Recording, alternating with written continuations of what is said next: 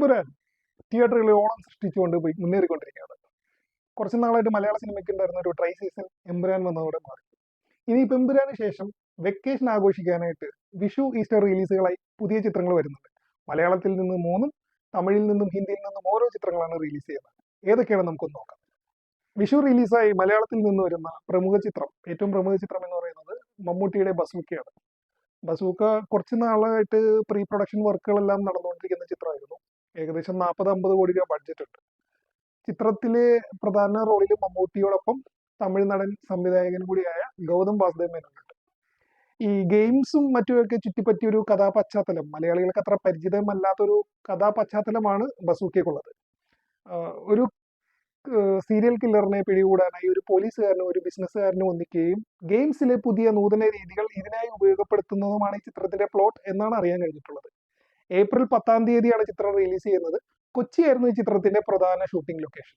മമ്മൂക്കാരെ ഇപ്പൊ അറിയാലോ, ഒരു നല്ല സമയമാണ് അദ്ദേഹത്തിന് പോയിക്കൊണ്ടിരിക്കുന്നത്. എന്നാൽ ഈ വർഷം ആദ്യം ഇറങ്ങിയ ഡൊമിനിക് സമ്മിശ്ര പ്രതികരണമാണ് പ്രേക്ഷകരിൽ നിന്ന് നേടിയത്. അതുകൊണ്ട് തന്നെ തിയേറ്ററിൽ കാര്യമായ വിജയം ഡൊമിനിക്കിന് നേടാൻ കഴിഞ്ഞില്ല.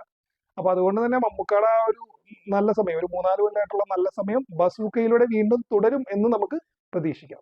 തല്ലുമാലയ്ക്ക് ശേഷം ഖാലിദ് റഹ്മാൻ ഒരുക്കുന്ന പുതിയ ചിത്രമാണ് ആലപ്പുഴ ജിംഖാന. ഇപ്പോഴത്തെ യൂത്തിന്റെ ഇടയിലെ സെൻസേഷൻ നസ്ലിൻ കെ ഗഫൂറാണ് ചിത്രത്തിലെ നായകൻ.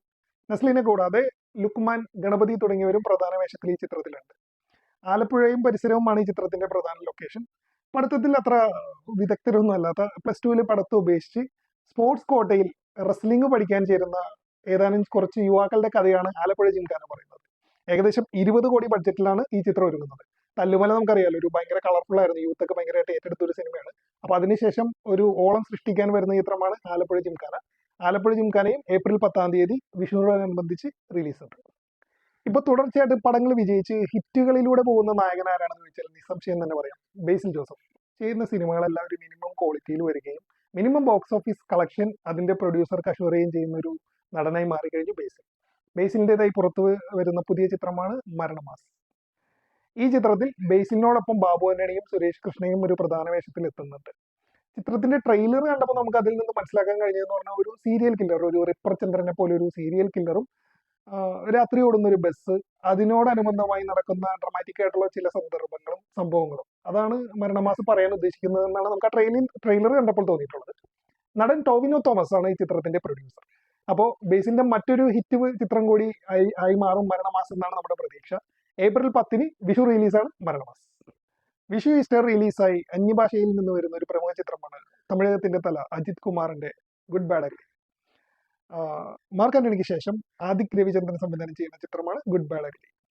പുഷ്പയെല്ലാം പ്രൊഡ്യൂസ് ചെയ്ത മൈത്രി ഫിലിംസിന്റെ ആദ്യ തമിഴ് നിർമ്മാണ ചിത്രമാണ് good bad ugly. Good bad അഗ്ലിയുടെ ടീസറും ട്രെയിലറും എല്ലാം സോഷ്യൽ മീഡിയയിൽ അത്യാവശ്യം നല്ല ഓളം ഉണ്ടാക്കിയിട്ടുണ്ട്. ചിത്രത്തിനെ കുറിച്ച് നല്ല പ്രതീക്ഷയാണ്. കാരണം അജിത്തിന്റെ മൊത്തത്തിലുള്ള ഒരു അപ്പിയറൻസും പഴയ അജിത് സിനിമകളിലെ റെഫറൻസും എല്ലാം കൊണ്ടും സോഷ്യൽ മീഡിയ കത്തിച്ചു വിട്ടേക്കാണ് ഇപ്പോൾ ഗുഡ് ബാഡ് അഗ്ലിയുടെ ട്രെയിലർ. സോ ഇതിനോടനുബന്ധിച്ച് ചിത്രത്തിന് നല്ല ഹൈപ്പാണ് വരുന്നത്. ഏകദേശം 7 കോടിയോളം പ്രീ സെയിൽ തമിഴ്നാട്ടിൽ നിന്ന് മാത്രം ഗുഡ് ബാഡ് അഗ്ലിക്ക് വന്നു കഴിഞ്ഞു എന്നാണ് റിപ്പോർട്ടുകൾ പറയുന്നത്. അജിത്തിനെ കൂടാതെ തൃഷ, അർജുൻ ദാസ്, പ്രഭു, പ്രസന്ന, സിമ്രൻ തുടങ്ങിയവരും പ്രധാന വേഷത്തിലുണ്ട്. മലയാളി സാന്നിധ്യവും ചിത്രത്തിലുണ്ട്. ഷൈൻ ടോം ചാക്കോ, പ്രിയ വാര്യരെ പോലുള്ള മലയാളി സാന്നിധ്യവും ചിത്രത്തിൽ കാണാൻ കഴിഞ്ഞായിരുന്നു. അപ്പൊ ചിത്രത്തിന്റെ ട്രെയിലറും ടീസറും പോലെ തന്നെ ചിത്രവും ഒരു ഫുൾ കളർഫുൾ എന്റർടൈനർ ആയിരിക്കും എന്നുള്ള പ്രതീക്ഷയിലാണ് തല ആരാധകർ. ഏപ്രിൽ 10-ന് ഗുഡ് ബാഡ് അഗ്ലി തിയേറ്ററിൽ എത്തും. ഏപ്രിൽ 10-ന് ബോളിവുഡിൽ നിന്നും ഒരു റിലീസ് വരുന്നുണ്ട്. മറ്റൊന്നുമല്ല, ജാറ്റ്. സണ്ണി പാജിയുടെ ജാറ്റാണ് ബോളിവുഡിൽ നിന്ന് വരുന്ന റിലീസ് ചിത്രം. ജാറ്റ് എന്ന ചിത്രം ഗദ്ദർ 2-ന്റെ വൻ വിജയത്തിന് ശേഷം വരുന്ന സണ്ണി ഡിയോൾ ചിത്രമാണ്. സണ്ണി ഡിയോളിനൊപ്പം രൺദീപ് ഹുഡ, റജീന കസാൻഡ, ബബ്ലു പൃഥ്വിരാജ്, രമ്യ കൃഷ്ണൻ തുടങ്ങിയവർ ഈ ചിത്രത്തിൽ പ്രധാന വേഷത്തിൽ അഭിനയിക്കുന്നത്. ചിത്രത്തിന്റെ ട്രെയിലറും ടീസറും എല്ലാം കണ്ടപ്പോൾ നമുക്ക് തോന്നിയിട്ടുള്ളതെന്ന് പറഞ്ഞാൽ ഒരു 90s വൈബിലുള്ള ഒരു ആക്ഷൻ സിനിമ, സണ്ണി ഡിയോളിന്റെ ഒരു അത്തരത്തിലുള്ള ഒരു ആക്ഷൻ സിനിമ ഫോർമുലയുടെ ഒരു അപ്ഡേറ്റഡ് വേർഷൻ ആയിട്ടാണ് ട്രെയിലറും ടീസറും കണ്ടപ്പോൾ തോന്നിയിട്ടുള്ളത്. എനിക്ക് പേഴ്സണലി ട്രെയിലറും ടീസറും എല്ലാം നല്ല ഇഷ്ടമായി. കാരണം അത്തരത്തിലുള്ള ആക്ഷൻ സിനിമകൾ എനിക്ക് പൊതുവെ ഇഷ്ടമാണ്. സൗത്ത് ഇന്ത്യൻ സംവിധായകൻ, തെലുങ്ക് സംവിധായകനായ ഗോപിചന്ദ് മലിനേനിയാണ് ഇതിന്റെ ഡയറക്ടർ. ഈ ചിത്രവും നിർമ്മിച്ചിരിക്കുന്നത് ഗുഡ് ബാഡ് അഗ്ലിയും പുഷ്പ 2 എല്ലാം ചെയ്ത മൈത്രി ഫിലിംസ് ആണ്. അപ്പോൾ ഈ ചിത്രം ഒരു വലിയ വിജയമായി മാറും എന്നാണ് എന്റെ പ്രതീക്ഷ. കാരണം സണ്ണി ഡിയോളിനെ സംബന്ധിച്ച് ഗദ്ദർ 2-ന്റെ ഒരു വൻ വിജയം എന്ന് പറയുന്നത് ഒരു ഫ്രാഞ്ചൈസിയുടെ മാത്രം വിജയമല്ല, തനിക്ക് ഇപ്പോഴും ആ ഒരു ആരാധകരുടെ ബേസ് ഉണ്ട്, തന്റെ ഡായ്ക്കിലൊക്കെ ഹാത്ത് ക പവർ അങ്ങനെ തന്നെ ഉണ്ടെന്ന് തെളിയിക്കേണ്ട ഒരു ബാധ്യത കൂടി ജാറ്റിനുണ്ട്. അതുകൊണ്ട് തന്നെ ജാറ്റ് ഒരു വലിയ വിജയമായി മാറുമെന്നാണ് നമ്മുടെ പ്രതീക്ഷ. അപ്പോൾ ഈ വിഷു ഈസ്റ്ററിനോടനുബന്ധിച്ച് തിയേറ്ററിൽ വരാൻ പോകുന്ന 5 പ്രധാന ചിത്രങ്ങൾ ഇതൊക്കെ തന്നെയാണ്.